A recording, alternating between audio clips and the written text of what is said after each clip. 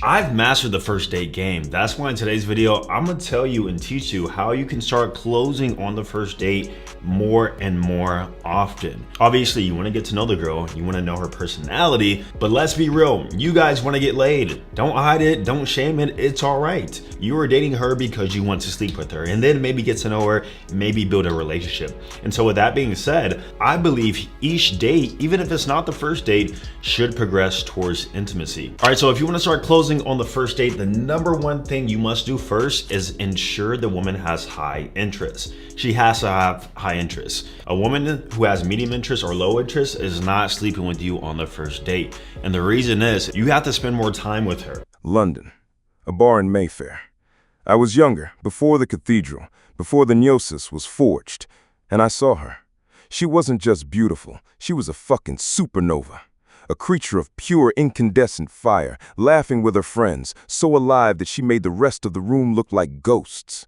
And the voice in my head, the cold, logical technician that sounds a lot like Austin, it did the math. She's surrounded, she's not looking at you, her interest level is absolute zero. The logical move is to do nothing, wait for an easier target. It was the perfect strategy for a scavenger, the art of only eating what is already dead. It's safe, it's logical, and it will keep you trapped in the fucking gray, mediocre hell of the average for the rest of your life.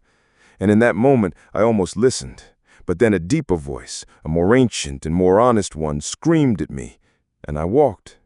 over there.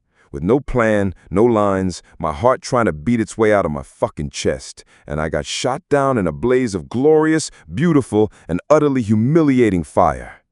And in the middle of that beautiful chaos, I had never felt so fucking free. Because in that moment, I was not a scavenger waiting for a safe bet.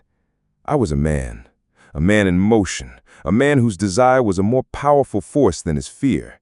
That is the freedom you are really searching for. Not the cage of certainty, but the glorious, terrifying freedom of movement, of your will made manifest in the world. This is the gnosis that the scavengers will never understand. The sovereign, the predator, does not look for high interest. He fucking creates it. He walks into a room, and his very presence is a gnostic event that re-architects the emotional state of every woman in his orbit. How? Because he is not broadcasting neediness. He is not broadcasting a question. He is a walking, talking broadcast of a more beautiful, more dangerous, and more fucking alive reality. He is on a hunt, not for a woman, but for a worthy fucking adventure. And a woman's soul, starved for a man who is not a ghost, can feel that fire from across the room. It is a gravitational pull, and she has no choice but to turn her head. Austin's rule will keep you safe. My truth will make you free. The choice, as always, is yours. But I have to ask you, did you come here to learn how to pick up scraps from the side of the road? Or did you come here to learn how to fucking hunt lions? Now, number two is the logistical planning. So first, you gotta have your own place. You have to. If you don't have your own place, this makes the process way more difficult than what it needs to be. You know, you can't be getting hotels and going in the backseat of the car. I mean, you could, but it requires like a way different skill set and more friction. So ideally, we want our own place. If you're watching this video, more than likely you already do. Now you need to scope and find logistics near your place so that you can easily pull back to your place after you spend some time with her. Now, the reason why this is so important is because if it's convenient to go back to your place and it's close, then the likelihood of her actually going over there is way more probable. I'll tell you a story. One time I was in DC. I met this Latin chick, nice body, and I remember we went out to some club about 40 minutes away from the hotel I was staying at. The first day went well, but I wanted her to come back to my hotel, of course. And long story short, she actually did end up coming back, but the drive was so long, we pretty much like lost all that momentum and like attraction in which we had on the first date when we were at the club. Listen to the language. Logistical planning, scope and find, easily pull back. He is teaching you how to be a brilliant project manager, how to build the perfect, frictionless, and utterly soulless bridge to a woman's bedroom. And it's a dream, isn't it? The dream of the technician, the dream of the man who believes that if he can just control all the variables, if he can just build the perfect machine, then he will finally get what he wants. But let me tell you a secret that the technician will never understand. A woman does not want to be a project that you manage. She does not want to be a logistical problem that you solve.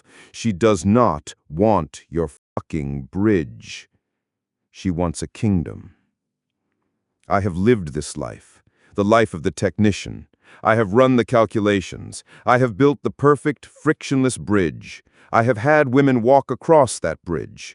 And I can tell you, from the heart of that experience, there is a profound and soul-crushing emptiness at the end of it.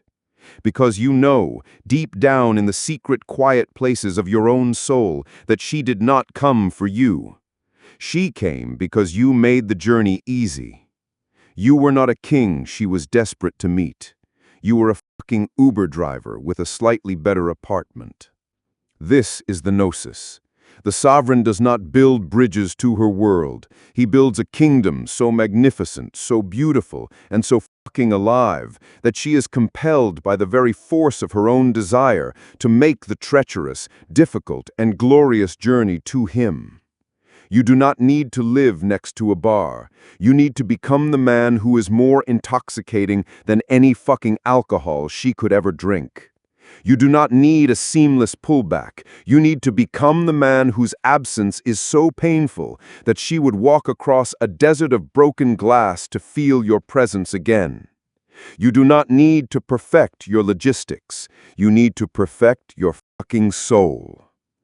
Austin's rule will get you a one-night stand. It is a good rule for a project manager. My truth will get you a fucking queen. A woman who does not just fuck you, but who fucking worships you. Because you are not just another clever man.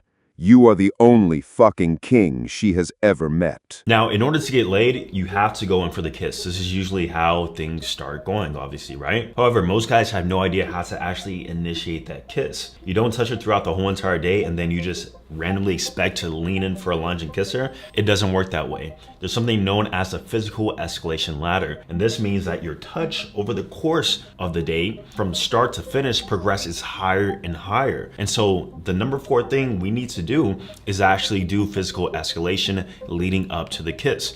Now, the way that I've always done this and the way I love doing this is first starting off with a warm hug whenever you first greet her. This sort of opens up the touch barrier, gets her sort of comfortable with you touching her. Don't do a handshake, don't do nothing weird, just open up with a hug. And then throughout the date itself, this is when you start touching her more and more. So what I like to do is point out some of her jewelry on her rings by actually touching her hand, looking at her jewelry. If she has tattoos, point it out, actually touch her skin or hold her arm. Even if she has an interesting hair color or something, touch her. The physical escalation ladder. And again, he is right. He is a master technician. He has given you a perfect, logical, and utterly flawless blueprint for how to touch a woman without scaring her away. The hug, the hand, the shoulder. Step 1, step 2, step 3. It is a beautiful, sterile, and perfectly constructed ladder. And if you follow it, you will become a master technician. And she will feel absolutely fucking nothing. Because you are a man who is thinking about his hands. You are a man who is running a script in his head. You are a man who is following a fucking map. You are a ghost, and a woman cannot be touched by a ghost.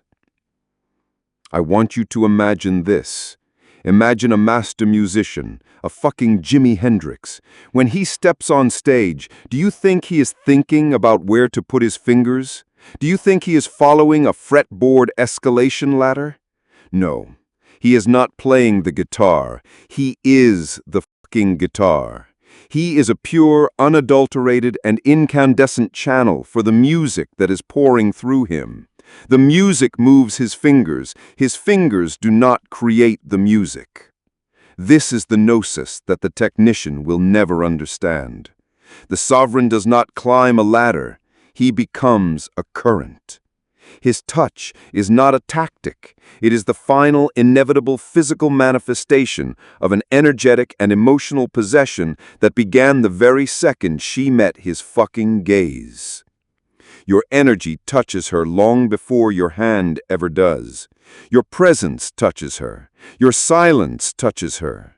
Your gaze is a fucking physical touch. When you are a congruent man, when your internal reality is a roaring, beautiful fire of sovereign will, your touch is not a question. It is not a test. It is a fucking coronation. It is the physical seal on a surrender that has already happened in her soul. Austin's rule will teach you how to touch her body. My truth will teach you how to touch her fucking nervous system. And I promise you, she will feel the difference. Now, let's be brutally honest. I have just given you a glimpse into a superior Gnostic reality. A reality where you are not a scavenger, but a hunter. Not a project manager, but a king. Not a technician, but a fucking current of nature.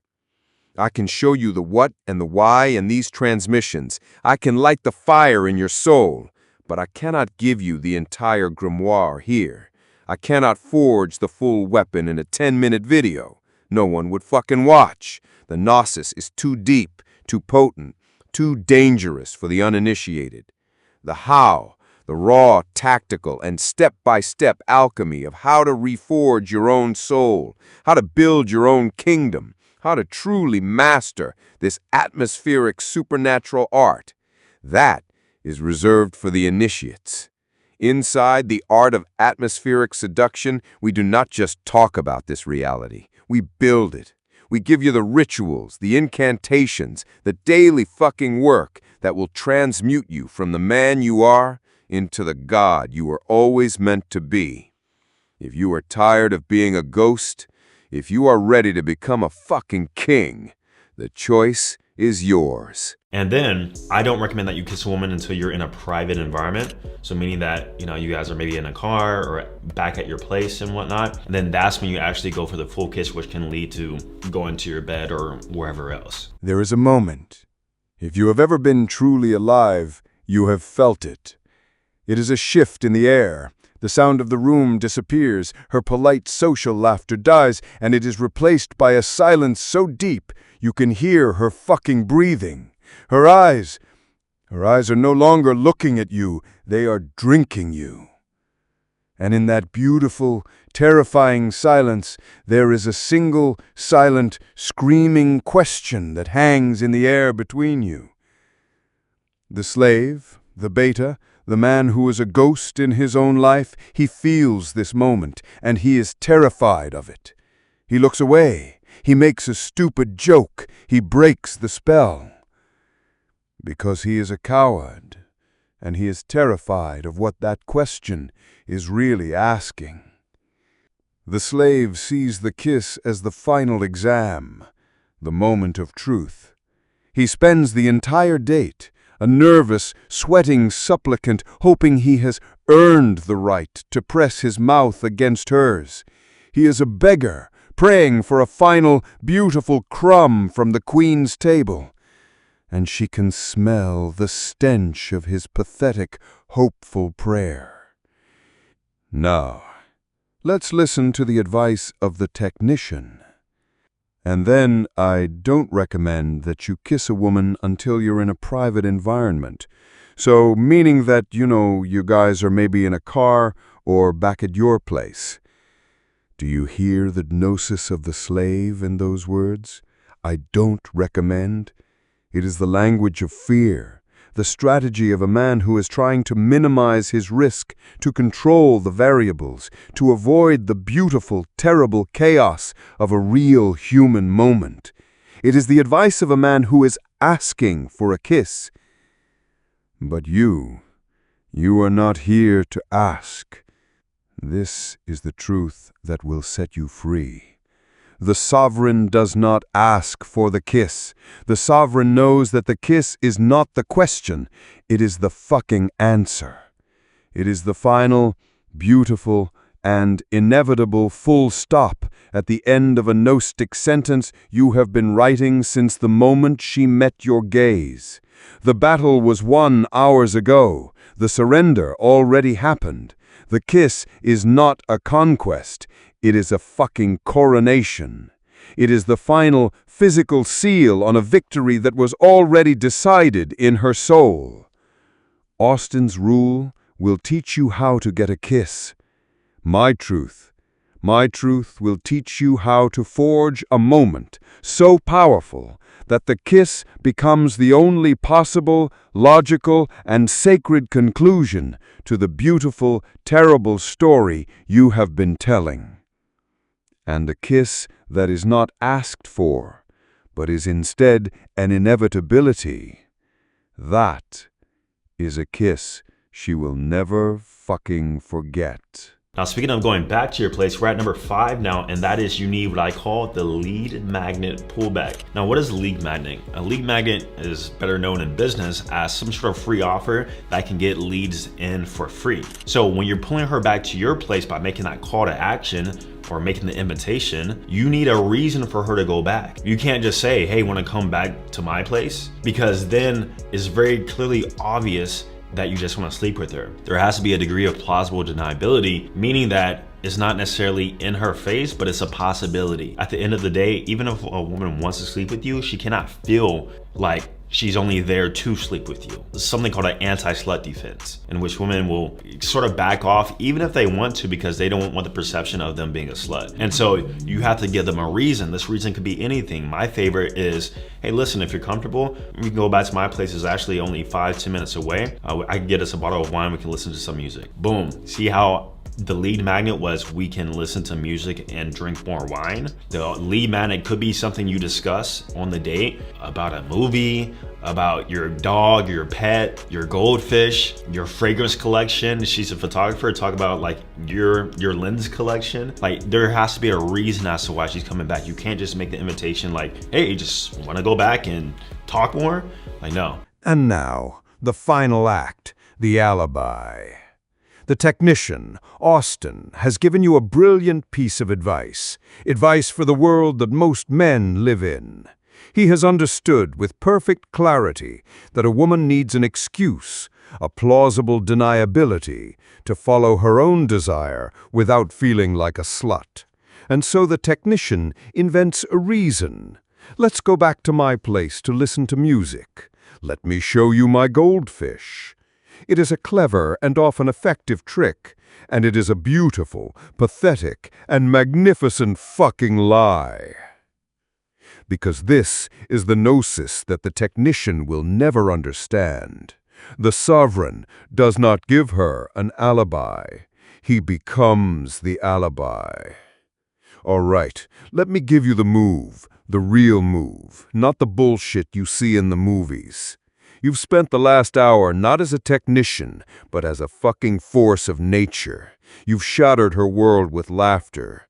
You've held her in the unshakable gravity of your frame. You've seen into her soul with a gaze that has left her trembling. The air is thick. The connection is real. Her world was black and white before you got there, and now you're the guy who showed up with the fucking paint. And then you stand up to leave. You do not offer her a stupid fucking excuse to come with you. You don't start talking about your rare Pokémon card collection or the goldfish your roommate just bought. That is the move of a boy trying to trick a girl into his bedroom. You are not a boy. You are a fucking king. You stand up. You look her dead in the eye. You give her that little half smile, the one that says, I know something you don't. And you say, all right, so we have 2 options here. Option A. We do the whole polite, civilized thing. We say our goodbyes, you go home, you get into your pajamas, you watch some boring shit on Netflix, and you spend the rest of the night wondering, what if? Or Option B. You come back to my place, I make you the second best whiskey sour you've ever had in your life, and we see what kind of beautiful, glorious trouble we can get into. The choice is yours, but I gotta warn you, I'm only making 1 whiskey sour tonight. Ha ha ha ha ha! Do you see the beautiful, terrible, and inescapable genius of that fucking frame? You have not asked her for anything. You have offered her a choice between her own boring, predictable reality and your magnificent, adventurous one. You have made the act of going home with you not a surrender, but an upgrade. And the final line, the takeaway, I'm only making one whiskey sour. That is the Gnostic checkmate. It is playful, it is dominant, and it creates a sense of scarcity so profound that she would have to be a fucking fool to say no. That, my friend, is not a pickup line. That is a Gnostic ultimatum. And it is a game that a king never ever loses. The deconstruction is complete. You have seen the gnosis. And now we arrive at the choice, the beautiful, terrible, and final choice. You can take the scraps of gnosis I have given you today, and you can try to piece them together on your own, and maybe you will be a little less of a ghost. Or you can decide to become a fucking king. Inside the art of atmospheric seduction, the two new initiations we spoke of, the law of the gaze and the full three-part scripture of the congruent self, are not coming soon. They are online, right now. This is not a course. This is the key to the fucking matrix, a living grimoire that grows more powerful with each week that you hesitate. The price will rise. The door will not remain open forever. You can stay out here in the cold gray hell of your own mediocrity. Or you can come inside and learn how to finally fucking burn. The choice is yours.